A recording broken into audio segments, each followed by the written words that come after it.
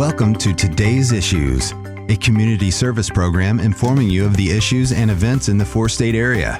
Now, here are the issues for today on KNEO 91.7 FM. Good morning. This is Luke Taylor with your KNEO Capitol Report. Missouri Representative Eric Burlison called in this week to talk about the impeachment of Alejandro Mayorkas. We'll hear the info on why they did that and more. Here is Eric Burlison. Eric Burlison here, your congressman for Missouri's 7th Congressional District, providing you an update on what happened in Washington, D.C. this week. This week, I, along with the majority of the House, voted to impeach Homeland Security Secretary Alejandro Mayorkas. Mayorkas' reckless policies and intentional disregard for the rule of law has destroyed our southern border. Under his leadership, more than 7.3 million illegal aliens have been encountered by Customs and Border Patrol along the southwest border. There's also been a record of 331 illegal aliens on the terror watch list encountered, and there have been nearly 2 million known gotaways. Every day, more than 800 known illegal alien gotaways escape into the interior of the United States. So the simple truth is, Mayorkas' leadership has turned every town, city, and state in our country into border towns, border cities, and border states. However, the ultimate genesis of the border crisis is Joe Biden's inability or unwillingness to secure the border.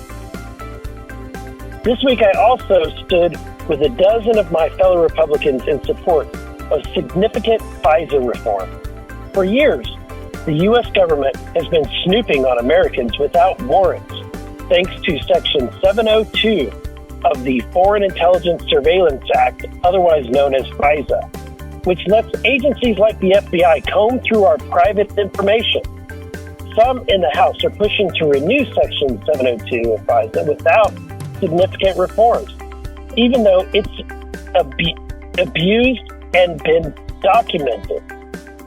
It has been used to spy on Trump's campaign and even to dig around in the January 6th protests. I'm standing with my fellow lawmakers like Andy Biggs and Jim Jordan and are trying to put a leash on this warrantless surveillance. This week, I also introduced Overtime Pay Flexibility Act to protect American businesses and workers from unnecessary government mandates. The Biden administration recently proposed a rule that threatens workplace flexibility and burdens businesses with higher costs.